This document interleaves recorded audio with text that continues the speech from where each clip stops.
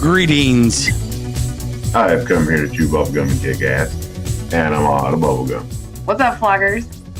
Good morning, everyone. I hope that you are doing great. Getting started a little bit late this morning on the live. DirtyDan held us up.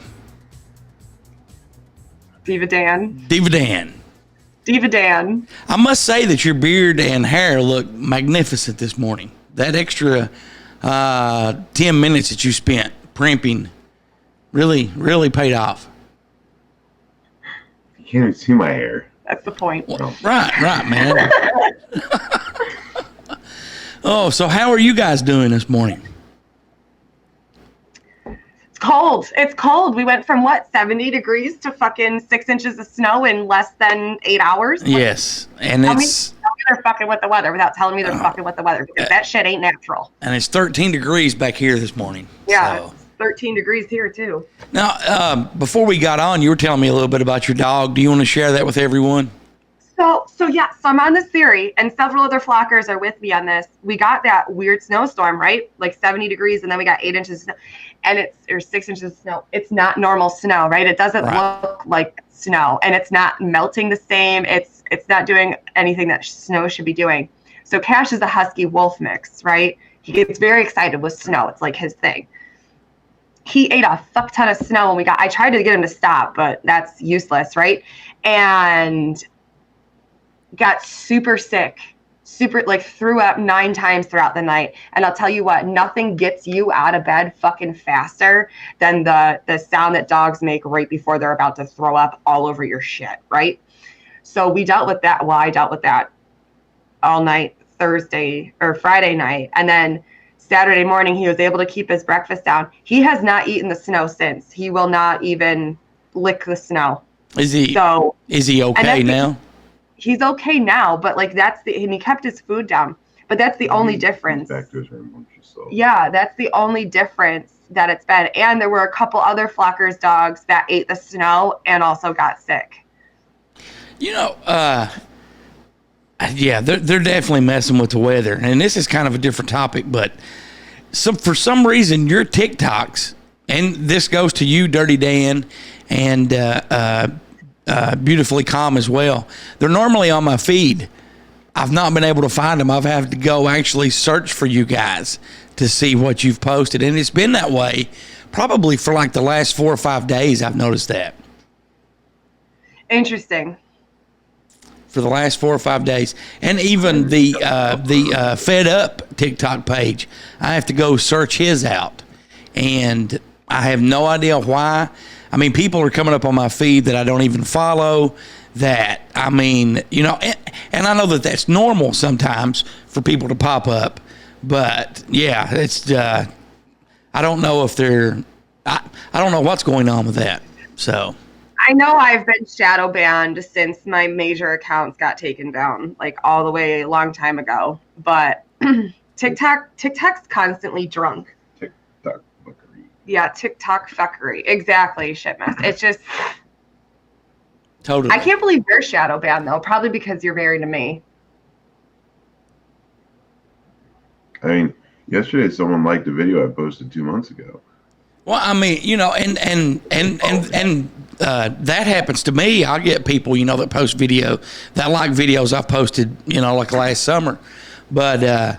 I just found it odd that, you and DirtyDan and Beautifully Calm, you guys always pop up. I always, watch because you all say interesting shit. Well, except for DirtyDan. But everybody else, I want to check you guys out. That video I stitched the other day about Justin Danger Nunley. That was I think that was my most interesting video. Now, see, I have not saw that one yet. I don't think.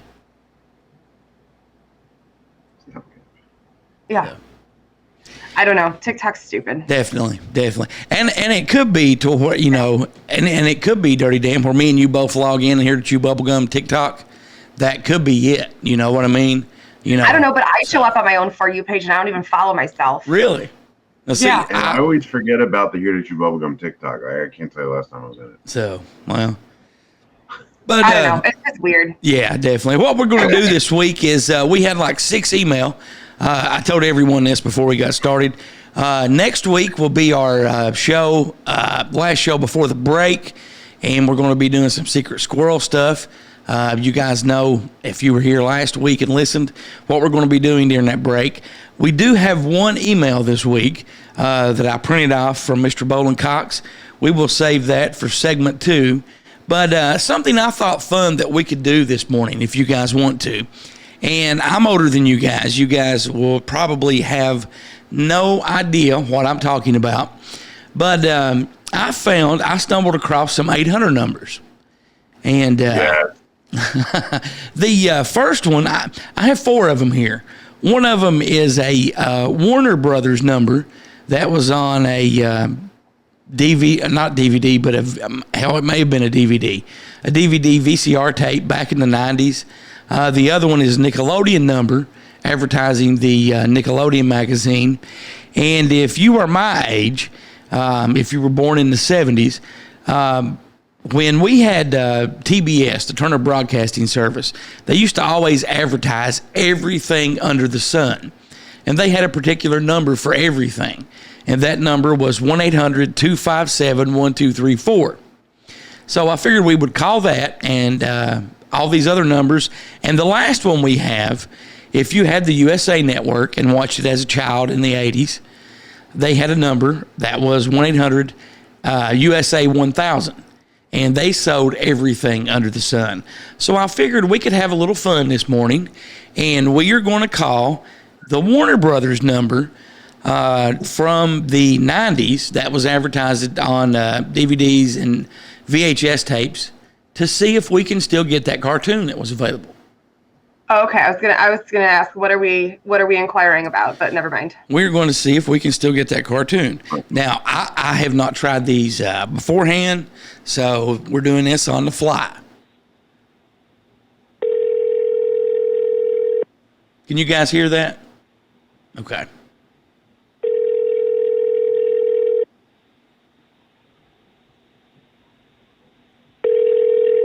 And I have no idea if anyone will even answer. It hasn't been disconnected, or it would have already. Yeah. Okay. So that one's kind of a letdown. Nobody's answering that one. So the next one we're going to call is you could subscribe to Nickelodeon magazine. And I think this is from 1992. So this is before your guys' time. And it's also Sunday. Yeah. Yeah. Well, I mean, but still, you know, these were numbers. And 800 numbers should be, they should answer. Yeah, you know, they sold stuff. So let's see if we can subscribe to Nickelodeon magazine. And let's call this next number. And again, I have not tried these ahead of time. I have no idea what is going to happen. So here's the second one.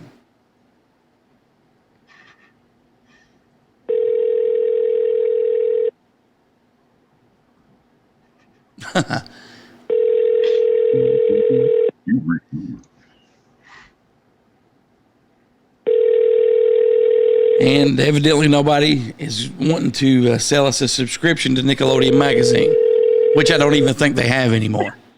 I was going to say. Come to Twitch. Okay. We're going to try the 1-800-257-1234. Again, this number was associated with the Turner Broadcasting Service, and they sold everything from the Ninja Ginsu knives to, hats, vacuum cleaners, you name it. So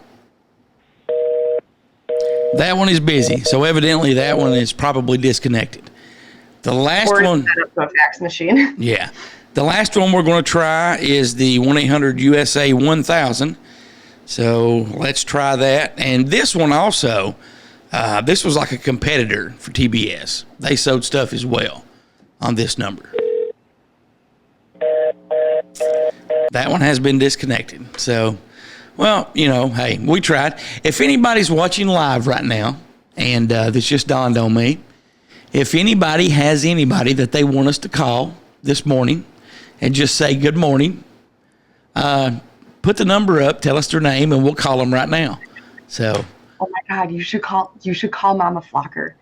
Really? Okay. She's in the living room. I'll text you her number in the private chat. Okay. Text me her number, and we will definitely. Now, do you want me to tell her who I am, or do you want me to mess around with her a little bit? Call her about her car's extended warranty. Okay. No, call her and tell her that you're trying to sell her RV insurance. Okay. She just bought an RV. Okay. Definitely. I will definitely do that.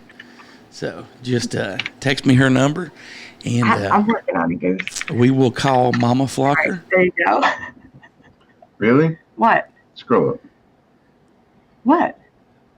Mm-hmm. There's nothing we didn't say to you. Yeah, DirtyDan. I love you, DirtyDan. I hope you know that.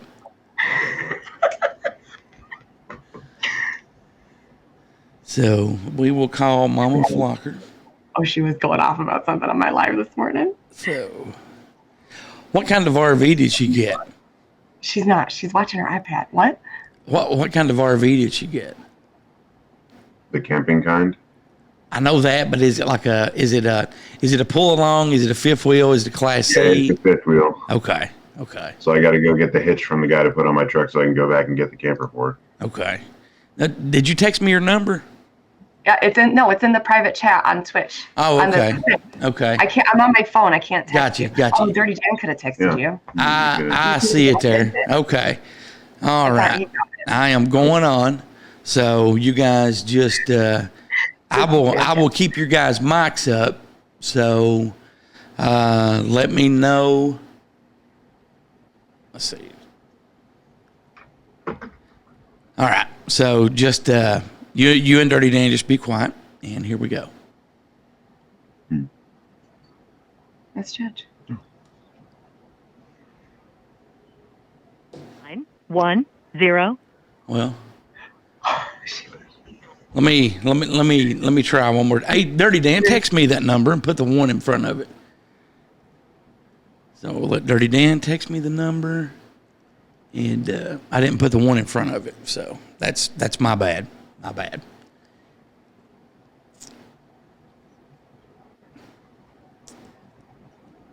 Going back to so fifth wheel RV. Okay, here we go. Now we are. I'm now an accomplice. All right, we are calling. So Your call has been forwarded to an automated voice messaging system. 9107122. I will leave her a voicemail.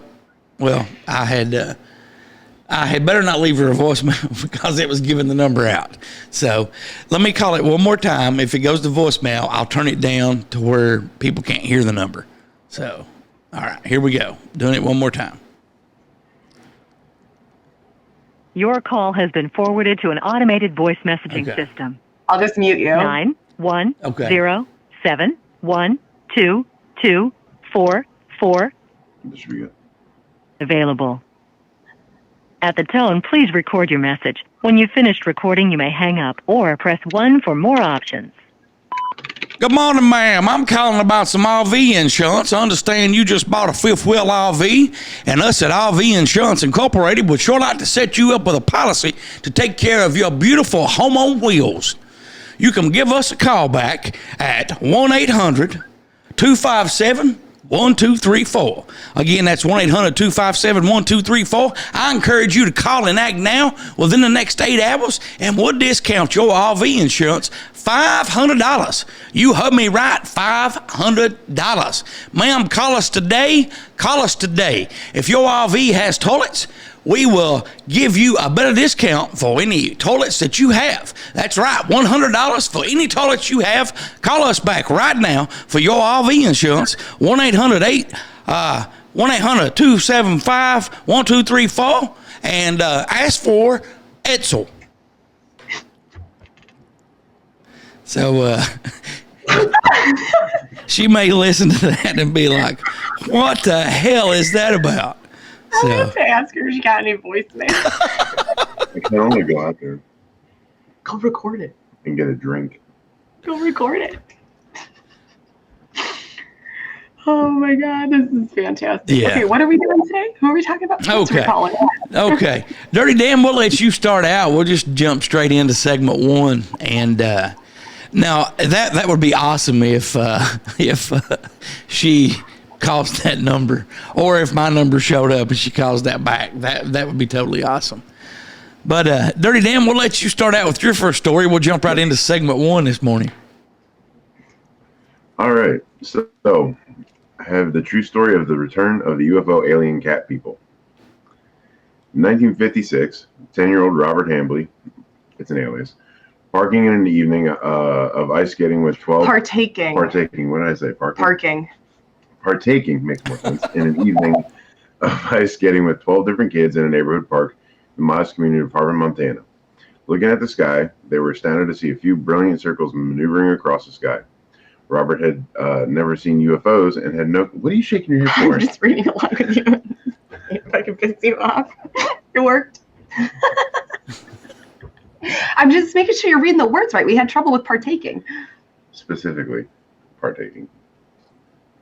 You can specifically just shut right the fuck up. How about that? Robert had never seen UFOs and had no clue about the thing he was seeing. However, he realized it wasn't an everyday sight. A couple of days after the fact, Robert's life changed for eternity. He arose in the night to see an abnormal figure remaining close to his bed. To Robert, the figure resembled a 3-foot-tall humanoid feline. It had a huge, uncovered head, immense, dull feline-like eyes, and a slight body. Unfit to move, Robert was loaded up with dread. Before long, the figure had disappeared. Be that as it may, for the following years, Robert was visited again and again. In the meantime, somewhere far off in Las Vegas, Nevada, a young lady, alias Melissa Branson, up in her room sees a feline-like alien, ET, traveling through the divider. She let her folks know, who said Melissa, more likely than not, had a bad dream. Yet Melissa had better sense than that. She had been conscious. Also, it continued occurring. She knew something extremely unusual was going on with her. Afterward, as a young person, Melissa saw a UFO close to her home, yet at the same time she didn't associate it with her youth appearances. Both Melissa and Robert grew up, and numerous years after the fact, they met, began dating, and experienced passionate feelings for one another, and then got hitched. UFOs and aliens were the furthest thing from their conscious minds. Yet in 1992, the UFOs returned plundering into their lives. They watched the TV miniseries Gatecrashers, and they understood that 2 of them had very much like encounters with feline alien extraterrestrials. They likewise found that there was a past filled with UFO experiences on 2 sides of their families. Then, at that point, came a progression of more UFO sightings. It wasn't long after the UFO sightings that one evening, the feline-like ETs had returned.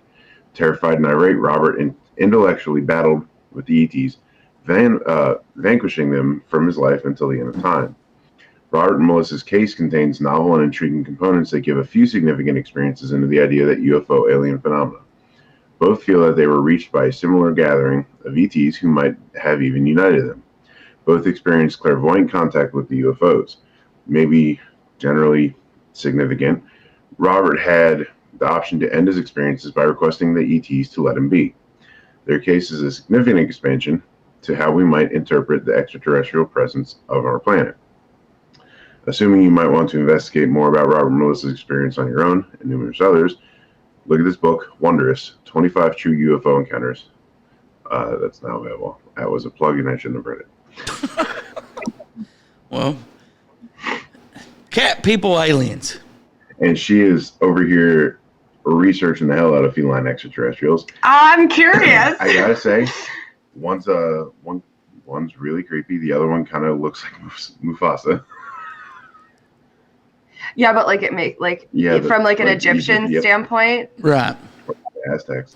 Well, you know, from through Armaria, the planet Armaria, but they're they exist from 3D up to 12D in their dimensional perspectives, and they can be 3 to 8 foot tall. And their qualities, they're curious, adventurous, creative, imaginative, organized, focused, planners, tenacious, abilities, high psyche and telepathic, visionary and advanced creators, attuned to frequencies and can mold energies and change environments with music, art, dance, theater, among all other creative means. It makes you wonder about the musical Cats. Yeah. Well, you know, and you actually brought up a good point too, with the Egyptians. If you look at some of their drawings and stuff, you know, they have like humanoid figures with cat heads and other stuff. So I had heard of like cat people aliens a long time ago, but I'd actually forgot about that. Prominent in Atlantis and Lemuria and later in ancient Egypt. There you have it. See, hey, there we go. Ties in together. You know, and I've talked to people, you know, in private about, you know, people will be interested. They'll find out, you know, about the show and they'll be like, hey, what do you really think? You know, do you think aliens would look like us? And I think they would look how their environment has shaped them. Like, you know, we breathe in oxygen. We have the, you know, a head, two eyes, a nose, mouth, arms, legs. I think that they're, you know, they will look similar. They will look humanoid, but their appearance, you know, will be different than ours, suited to their environment. If aliens and like spirits and gods and everything are all extraterrestrial and aliens, right? And some of them look like birds, some of them look like animals, you know what I'm saying? But if we are from them, if there was alien influence in our DNA and our evolution, right? Because we were talking about the blood types the other day. I watched a thing on Ancient Aliens that broke this down. But maybe it's not them that looks like us, but it's us that looks like them. And that is a very good possibility as well. You know, I think that whatever, you know, their environment is, they will be adapted and shaped to it. Well, and they have a whole listing of traits about them and characteristics, and I guess I fall under a feline extraterrestrial because under basic needs it has both comfort and stimulation, and I like both. There you go. There you go. Hey, you always comfort me and you always stimulate me. So Giggity. You two got something you want to tell me? That's It's what my she said. exquisite temperature control on my smoker. Never mind. Never mind. Okay, next story. Rebecca, do That's you? They love exploring the nooks of the universe. Me too. Just gonna stop reading. Now I know that you have something my this God, week for us, Rebecca. I just deleted your fucking email because the computer jumped. Son of a bitch. Well, go to deleted emails. Well, while you were pulling that up, I will. I deleted the wrong. Oh, it doesn't even matter. I deleted the wrong email. Okay, we're reading this one that I didn't read last time, right? Yes. Yeah. Okay. And I didn't even look yesterday or this morning. You know, there may have been some more. Were there 3 in that one? There's 3. Okay, and those were just the ones. Those were just the ones that had been reported.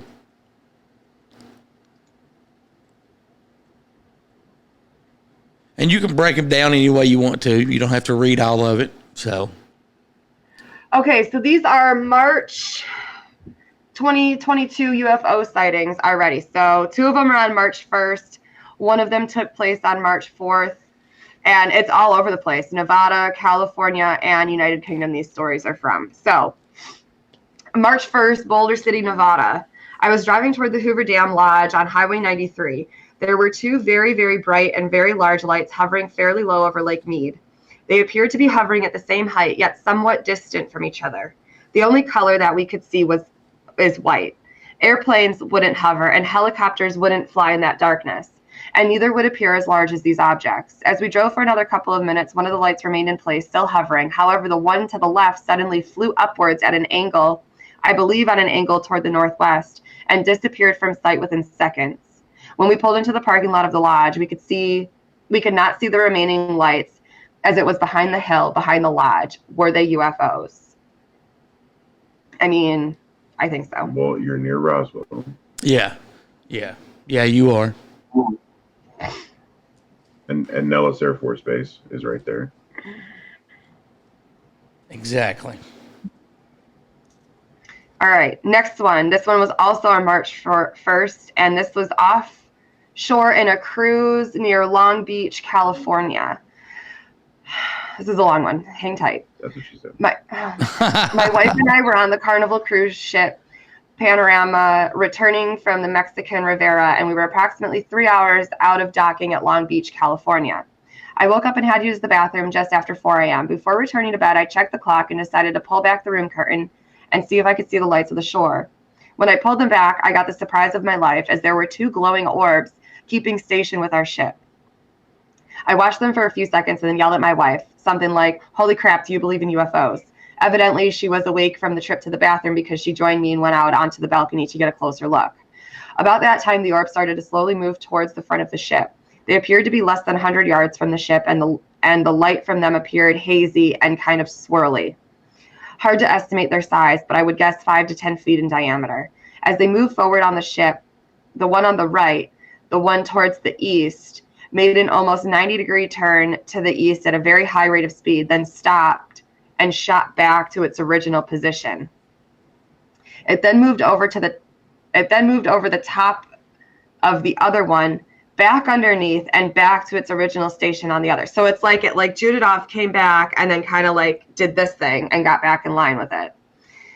Then they passed about level with the ship's bridge, made a gradual right turn to the right to the east, then seemed to merge and shoot off at an extreme speed and vanished. That would have been enough for us, but when we started back inside, I noticed a glowing object under the ocean approaching from behind the ship at a high rate of speed. At this point, my wife became frightened and I let out a cry. We chose to stay on the balcony and watch this underwater light come up to about mid-ship and hold station with the ship. It was hard to tell how deep it was or its size, but it was clearly glowing and moving like nothing I have ever observed in the sea. It kept its station on ship for probably 10 seconds or so, then made a violent right turn to the east, maybe 200 yards, then came back to its original station. It remained there for about 15 seconds, then made an underwater circle and left the way it had come from behind the ship. We were never believers in UFOs, but this encounter changed us from not just believers, but we now know. I did not see the bridge crew of the ship. I do not see how the bridge crew of the ship could not see these objects as they passed almost level with the bridge before vanishing. It was an incredible experience. For my wife and I, it was the experience of a lifetime. My wife is a retired school teacher, and I am a retired CEO and served as a helicopter pilot in Vietnam and have a commercial pilot's license. These things moved at speeds and did turns both above and below water that are unreal, and I am sure that we don't have those capabilities. I don't profess to know what these were, but I know that they were controlled by some intelligence. So, yeah, I mean, it's because they don't fly, they hover because they understand anti-gravity. Well, yeah. Gravity's a theory anyway, but yeah, because they shoot in directions like we can't do that with our flying technology.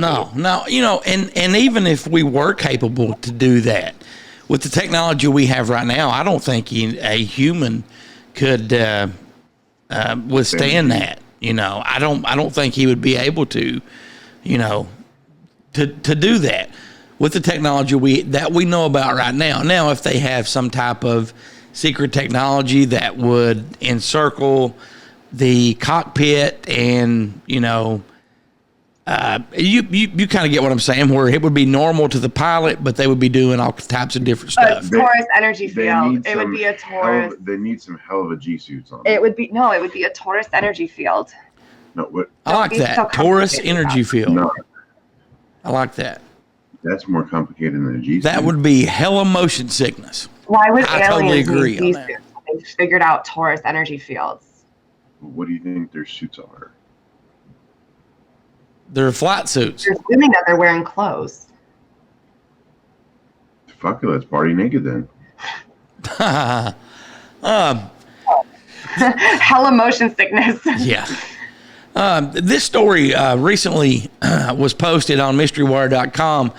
A former CIA specialist reveals new secrets of Area 51, including the real name for Area 51. An air of mystery has always surrounded Nevada's Area 51 base.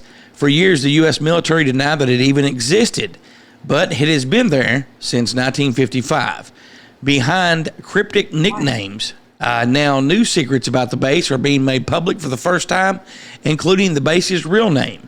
Area 51 is, in one sense, a living, breathing entity and contradiction, the world's best known secret base. It has also inspired numerous books, television shows, and a major motion picture, but was it truly ever a secret? Area 51 was never secret. You knew the existence of it. It was just who was out there and what they were doing. Thornton T.D. Barnes, a former CIA radar specialist, said to News 8's now I-Team, George Knapp. Barnes has probably done more than anyone to lift the veil off of the secrecy from Area 51. He's the head of the Roadrunners, a group of former Area 51 employees who came into the open more than a decade ago to talk about the work they did in the Nevada desert.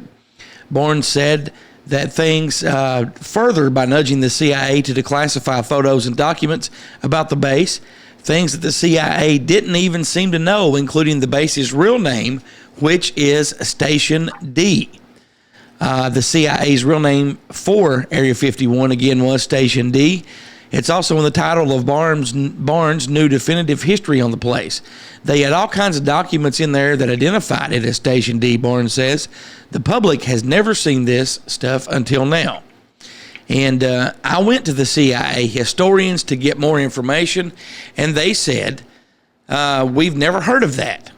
In the book, Barnes outlines the astonishing array of nicknames and code names used for the base since the CIA first chose the base in 1955 as the perfect spot to secretly test and fly the highly classified U-2 spy plane. Groom Lake is the location and has always been used. CIA employees initially called the dusty outpost Waterton or Waterton Strip, named for the hometown of CIA director at the time. The designation of Area 51 started in 1958 when the CIA needed to annex land from a nearby atomic testing range to develop the A-12 Blackbird. Sometime in the 60s, the 51 disappeared from maps and the military started pretending there wasn't a base there at all, even though Russian spy agencies knew that it was there.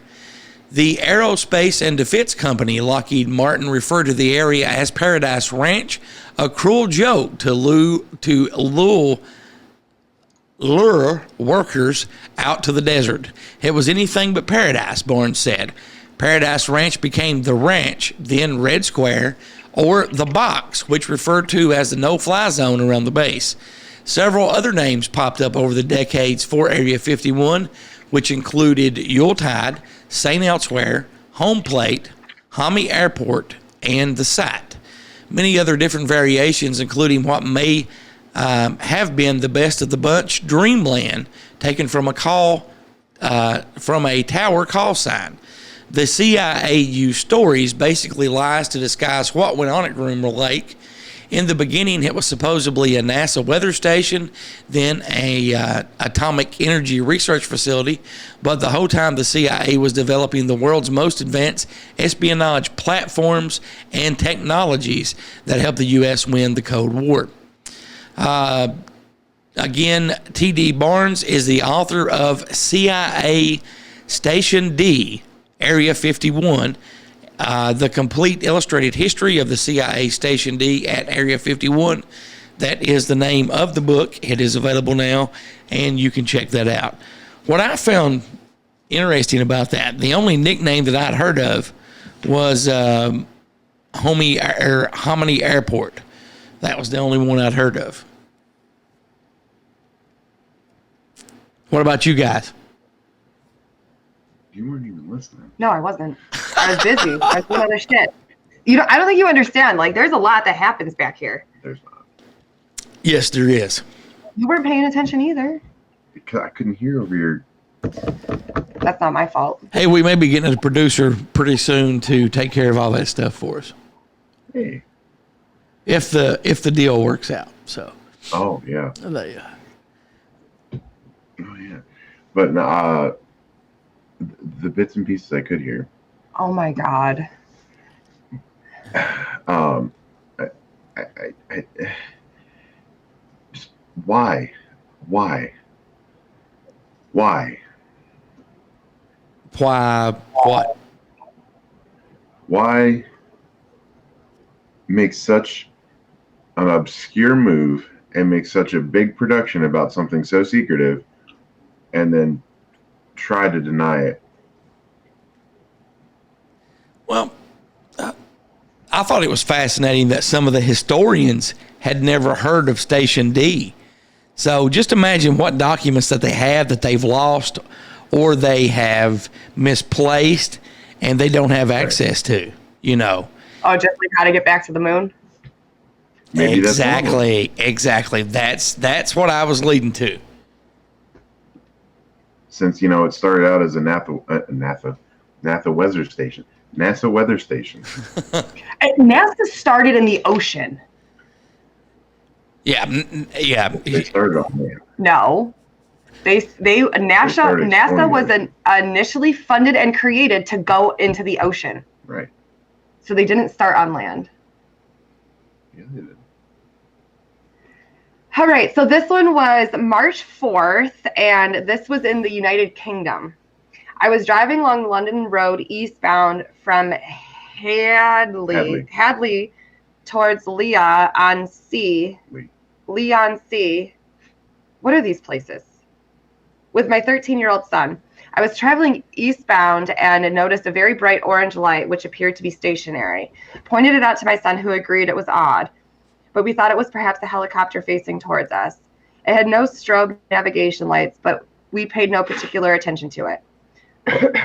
This journey passes an open area, which allows one to see across a very wide and dark Thames estuary. What the fuck is that? Which shows the river and the coast of Kent and the house lights shining in the distance. It was very clear. It was a very clear night and no wind, and I could see approximately 25 miles from my location. The initial orange light was by now not visible. It would have been above the car. As we drove, I realized that there were in fact 5 bright orange lights in a straight line traveling south to north, with one more of them appearing above the Kent coast one by one. They were blinking into existence above the estuary and an estuary. What is that?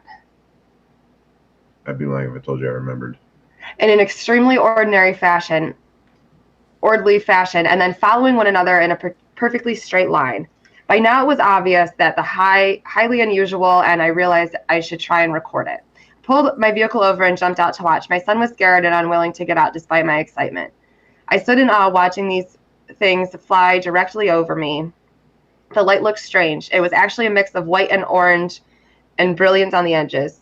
I also could see that from beneath that they were diamond-shaped and a slight elongation with 2 points facing north-south and smaller ones east-west. They also appeared to be much lower than I thought they were at the height of only 1,000 yards or so, although it's an estimate. They were not Chinese lanterns, which I have seen many times in my life. They had a definite shape, and the light was brilliant and constant.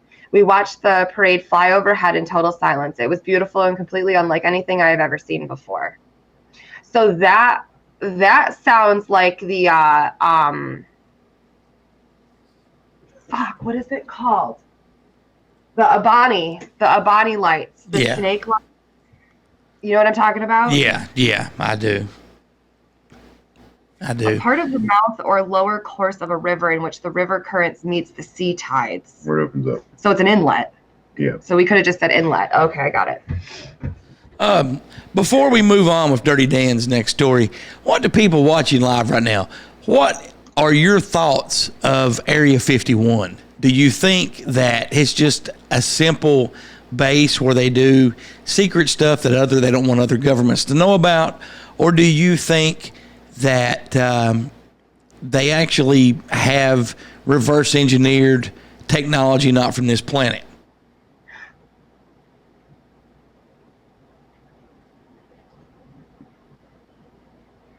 I'm not allowed to answer, am I? Yes, definitely. You can answer, Rebecca. I think they keep everything a secret because if we knew all of the answers and what we were truly fucking capable of, we would stop participating in their stupid fucking games, and we would no longer serve them. All of their facade would completely fall apart. They won't be getting any more loosh. Like, it would just completely crumble this false matrix reality that they've created to keep us in servitude so that they can make money that they created to begin with. What about you, Dirty Dan? What's your take? And I know you've answered this before, but, you know. Did I get it?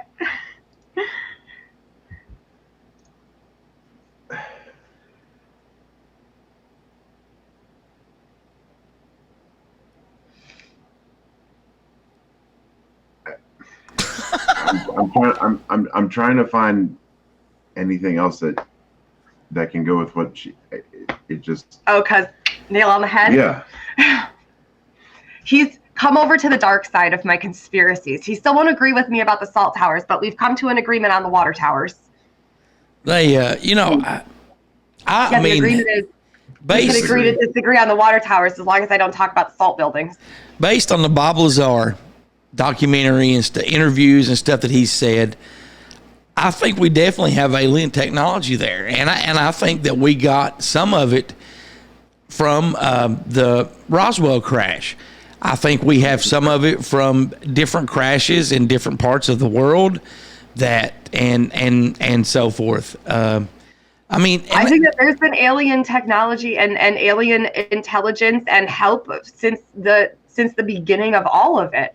Otherwise, we wouldn't have the monoliths that we have. We wouldn't have the buildings that we have. They wouldn't be able to understand the mathematics the way that we do if there wasn't some sort of other reality or realm intervention helping at that time. Well, I mean, and I've always said, after Roswell, the technology that was put out to society was leaps and bounds ahead of anything else. I mean, something as simple as a transistor.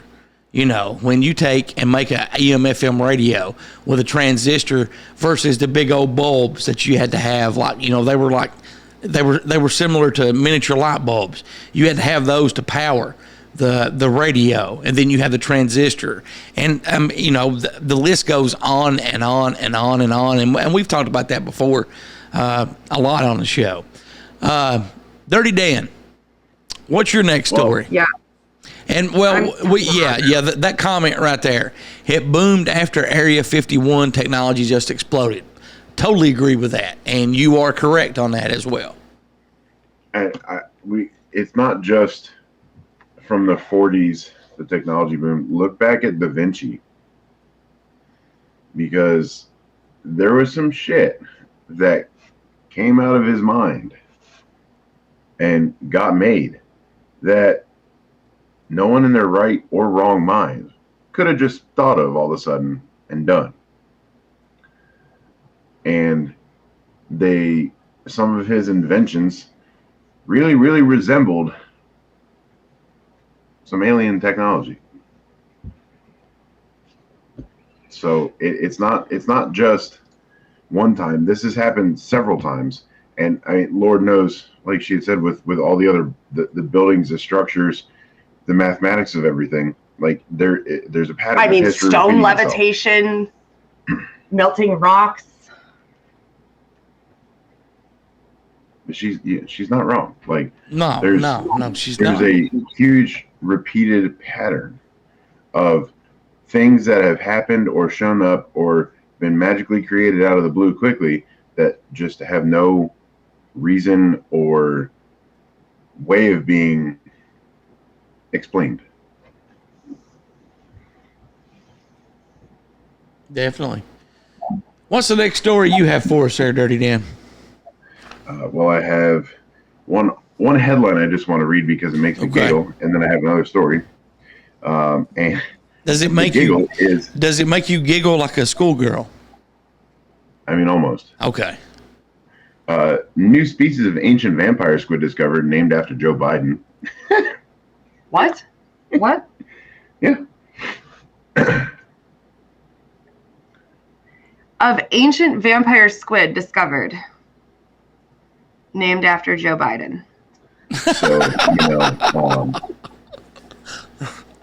wait. It's a vampyroid with 10 functional appendages. An ancient vampire squid named after Joe Biden. Okay. When I was a young boy, I was at the table doing my homework. Does it make you want to sing Blackbirds? Shut up. That wasn't me. That was Smock. I'm just reading comments.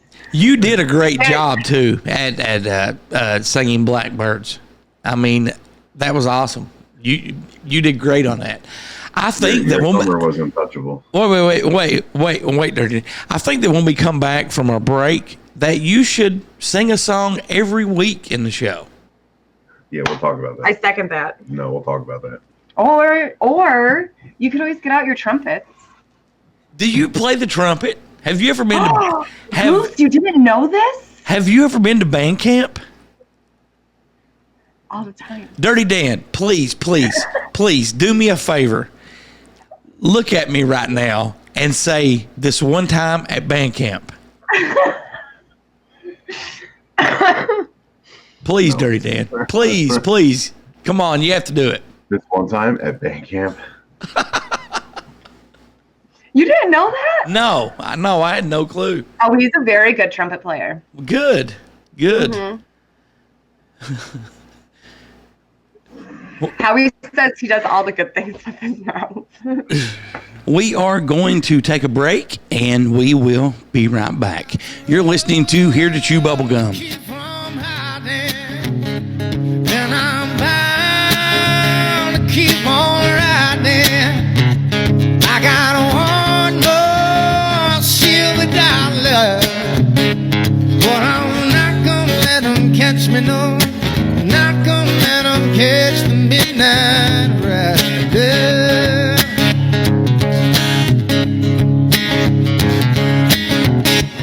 I don't own the clothes I'm wearing, and this road goes on forever. I got one more silver dollar, but I'm not gonna let them catch me, no. Are you a horror movie fan? Yeah, I dig horror movies. Are you searching for a great internet horror talk radio show to listen to? Why, sure, that sounds quite spiffy. Then you need to tune into deadpit.com. It's the original horror talk radio show. Dead Pit is a show by the fans and for the fans. Uncensored and unbiased opinions are the goal of the show, giving fans honest reviews on new films and vintage classics of the horror genre. Make deadpit.com your #1 horror station destination. Take a lighter look into the darker side of the world. Join Elliot, Gertie, and Beagle as they jump into the dark abyss of hauntings, fables, UFOs, and beyond. The Spooky Family Podcast. You can find them where you listen to quality podcasts.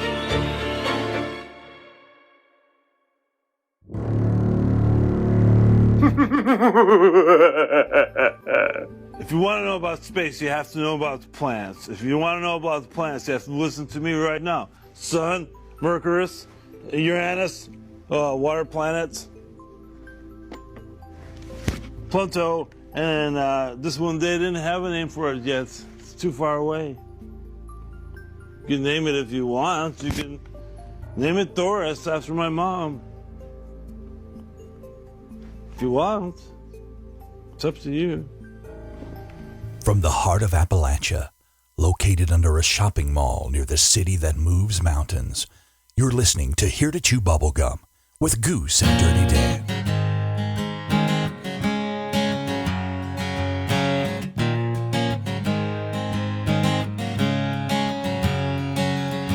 Move, bitch, get out the way, bitch, get out the way. Move, bitch, get out the way. Oh no, The fight's out, about to punch your lights out. Get the fuck back, guard your grill. There's something wrong and we can't stay still. Been drinking and busting. And we're back. You're listening to Here to Chew Bubblegum. The International Space Station will intentionally fall to Earth and come to rest within the depths of Point Nemo, a watery graveyard 2,000 miles north of Antarctica, in January 2031. The space station will join the fragments of Russia's Mir and NASA's Space Lab in the South Pacific Ocean. This is an uninhabited area, home to more than 263 pieces of intentional space junk debris. Since November 2000, the space station has functioned as an orbiting laboratory 227 nautical miles above our planet, as well as a home to continuously rotating crews, astronauts, and cosmonauts. It has been the site of multiple firsts as astronauts have successfully sequenced DNA and feasted on crops grown in space. The ultimate fate of the space station has been part of the plan since before the modules ever launched. But when the space station deorbits, it will be the end of an era, and part of its legacy will be preserved through space archaeology. Now that NASA has shared an updated transition plan for the space station, which currently doesn't include returning any artifacts to be used for research or museums, the studies a team of researchers want to conduct on the floating lab takes on added significance. What's more, by understanding the ways that astronauts have used the space tools on the space station, this input could be used in the design of future spacecraft and habitats during exploration of the moon and Mars. Why would we just let that? Why don't we stop destroying our planet and just, you've got space junk floating around all the way out there, and then you're going to drop this in the ocean? Come on. If you can still use it and it's not outdated, keep on using it. Just fix or build onto it and keep on using it. Why scrap it? I don't know. Can you see that? Yes, I can see that. So that's interesting too. I'll drop these both in Telegram. But yeah, like the numbers, the whole thing is just weird. And I didn't realize that crashed in 2001. Mm-hmm. Yep. So let me ask you a question. How can they control where this crash is at on our planet? By setting its trajectory and estimating the flight path. Okay, so so it's basically like driving a car, more or less. They set it and they take the item's weight with the gravitational force. They do a bunch of bullshit equations and estimate where it will get pulled and how far at what speed, and they just set it for that. Okay. That makes sense, and I should have thought about that. That just, but normally, when stuff deorbits or crashes like planes, you have no idea where it's going to land at. The only thing that makes it hard to really find something in water is the currents and the undertows. That's where you can't really do much about estimating. You just kind of have a grid based off the results of water current measurements. Well, let me ask you this. What if they're purposely crashing it there? Because number one, nobody will ever be there to see if it is actually in the ocean. What if they're crashing it there and they have this secret technology where it's close to Antarctica that comes out and gets this and repurposes this stuff? Or, or anything similar to that. It's a very, very deep part of the ocean. Yeah, but there's a lot of stuff in Antarctica that we don't know about. Oh, I know. I'm not denying that whatsoever. The reason, at least for the public's knowledge, of why Right. it's going to be crashed there is because of the 1,666 miles that it's away from everything or more, which it's funny that it's Easter Island. I just don't understand. If space is what they say it is, and it just keeps going, and like shit that like there's however many like dead things up there and forgotten satellites, why are we as above, so below? I understand, but but like, why are we? I understand that, but what? Oh, Never mind. No, never mind. Rebecca, do you have the email from Bolin pulled up in front of you? I'm not reading that. Why? No. Why? Come on. No. Come on. Because I skimmed it. So? You Dirty read Dan. Dirty Dan, you want to read the email from Bolin? Sure. And then after you get done, Rebecca is going to sing for us. I'll read the email. Nope.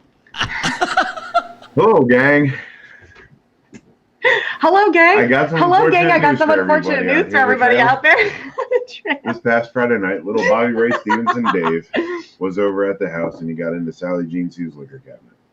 It usually isn't a problem, and we don't mind, but we suspect not only did he drink a whole bottle of Wild Irish Rose, but he was mixing it with MD 2020 and who knows what else, because I woke up yesterday morning and that little butt fucker had shaved my beard off while I was asleep. I was so mad and still am, and I have a notion to whoop that kitty son of a bitch's ass. Normally, I would have woke up, but I had been feeling a little under the weather, and it took a round of horse tranquilizers to try and get a good night's sleep and shake it off. So I slept through it. Go get her before she wakes her up. I'll read the rest. Just because that little prick don't have a taint don't mean he shouldn't be held accountable for his actions. I've told him to stay off my property. What is a man without his beard? Sally Jean Sue has assured me she will still let me love her at night. And I guess at the end of the day, that's all that really matters. Anyway, I don't got much else for you guys this week. I'm still so angry I could spit fire at the Russian soldiers and run them right out of Ukraine. Fuck little boy Bobby Ray Stevenson Dave, and fuck Russian dressing, and fuck vodka. Also fuck that homophobic piece of shit Ron DeSantis. Deliberately irate, Bolin Cox. P.S. How long does it take Putin's mom to take a shit? 9 months. 9 months. Oh, thank you very much, Mr. Bolin Cox. And I have actually saw a picture of him beardless, and I'm going to tell you what, he is a looker.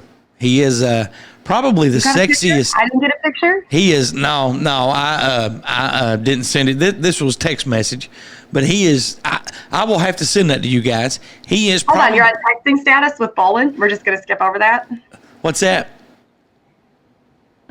You're on texting status with Bolin. Yes, I am. Okay. You can be too. You can be too. No. So, Bolin, I hope you heard that. You are going to have to text the Queen, and that's right. He comes on my lives. And Diva Dan. You will have to text Diva Dan. When you're clean, you're Diva Dan. I will make sure when we end the show that Bolin has your all's numbers to be able to text you. So okay. The Queen has spoken. I need a gavel. Yes, definitely. You definitely need a gavel. Flamingo. But again, Bolin looks really nice. He's the sexiest man on the trail. He's clean shaven. So before we close everything out, we're going to have open discussion. Is there anything? Hey, there he is. I will definitely give him your number. Before we close everything out, we're going to have open discussion. Is there anything on your mind that you want to get off your chest, that you want to talk about, that grinds your gears? The floor is yours. That really grinds my gears. Yeah. That we decided to do an Antarctica episode and then never did it. Okay. Well, why don't we, where we were talking about doing, were we going to do that this Sunday? I wrote it in my book. I got my people excited for Antarctica, and then I got the form. I was like, Were we going to do that this Sunday? If so, I apologize. How about this? How about where our show before the break is next week? We do Antarctica and just a few other little things because we talked about, having a long show, but we do Antarctica next Sunday. Does that work for you? You want to give Antarctica a slot? Like an hour and a half? I'll think about it. Okay. I'll consult my advisors. You consult your people. You have them get up with my people, and then they'll do lunch, and then we'll do lunch, and it will work out. That's totally my fault that we didn't do that this week. So, and I thought that we did, and it's just been a hell of a week at the Cookie Factory. It's better shit. So I understand. I'm just giving you shit. I'm Okay. just giving you shit. That's fine. That is totally fine. Dirty Dan, is there anything on your mind? You want to give me shit for something?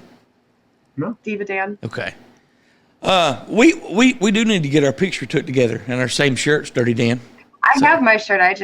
It's still in the bag. I already got dressed. We're like stepbrothers. Same shirt too. You just got to make it out here. No, I have that shirt. Oh, definitely, and I'm definitely going to.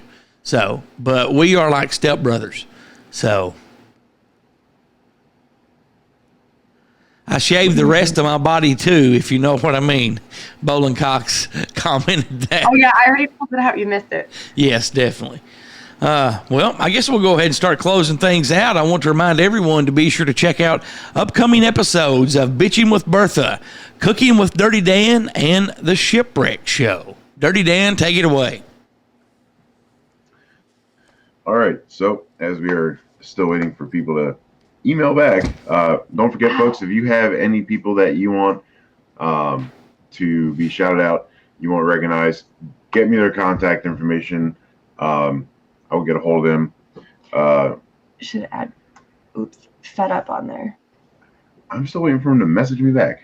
Oh, he's not going to. But he's going to have to. That's how it rolls. So, in the meantime, don't forget to go over to YouTube, check out our Friends Adventures with Purpose.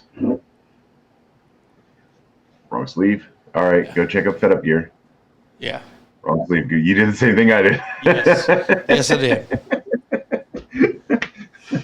And he stood on this side. Go to YouTube, check out our friends over at Adventures with Purpose. Go to the website, adventureswithpurpose.com. Don't forget about tillvalhallaproject.com. And as always, our good friend of the show, DJ Nicky and Carbon Capture Shield. And don't forget, coming up next week, we are going to have an Antarctica segment that will last an hour to an hour and a half. Dirty Dan is going to play the trumpet, and Rebecca is going to sing for us. Correct? No, none of that's happening. I think we should do an Antarctica episode when we come back. Okay.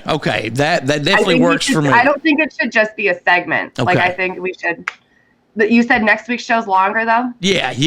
We will definitely have a longer show next week. We will probably have about 12 to 15 emails next week because, normally. Okay. So that will last a while. I'll text you. Okay. And I want to be sure to thank Carlin for all the voiceover work. Be sure to check out friends of our show that have their own shows. I'm talking about CK and Uncle Bill over at deadpit.com.